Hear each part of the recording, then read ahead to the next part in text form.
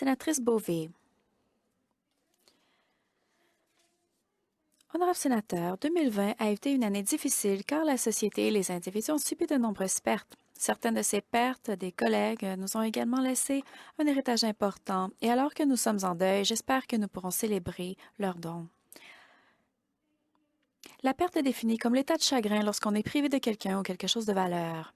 L'héritage comme quelque chose transmis ou reçu d'un ancêtre ou d'un prédécesseur. Cet état combiné de perte et de patrimoine est aujourd'hui évident dans tout le secteur créatif canadien. Il y a une semaine, aujourd'hui, nous avons perdu l'artiste visuel néo-écossais Peter Gow. Je lui ai parlé seulement 2 jours avant sa mort soudaine. Il a lutté contre le cancer, il était de bonne humeur et plein d'espoir. Son art a été reconnu de nouvelles façons avec une publication à l'horizon. Son héritage à tous les Canadiens est d'avoir été l'un des instigateurs du projet de loi sur le lauréat du prix des artistes visuels. Que cela se réalise et je le remercie. Le généreux artiste manitobain Peter McConville est lui aussi décédé la semaine dernière d'un cancer. Ses peintures uniques, exposées dans de nombreux espaces publics, continueront à apporter de la joie.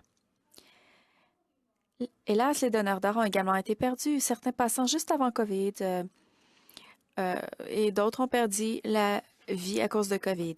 Il s'agit notamment de gens inspirants qui ont fait des collectes de fonds. Ils ont été des champions anonymes et discrets dans les coulisses. J'ai eu le privilège de travailler avec beaucoup d'entre eux et le fait de voir leur joie à l'égard des programmes et des fonds qui permettent une programmation publique et de partager leur joie à l'égard de cela a été un cadeau pour moi. L'un de ces donateurs, et grand donateur d'art, en fait, est l'avocat de Winnipeg, Bob Ukal, qui est décédé le mois dernier. Je ne peux pas compter le nombre de fois où je répondais à mon téléphone et j'entendais « Pat, voudrais-tu une œuvre de tel artiste? » Toujours un artiste important. Il me parlait de l'œuvre, de la galerie ou de la maison de vente aux enchères où elle était en vente, où elle provenait de sa propre collection. Il connaissait bien l'histoire de l'art canadien et surtout manitobain. Il a enrichi les collections de 3 différentes institutions de l'Ouest canadien que je dirigeais.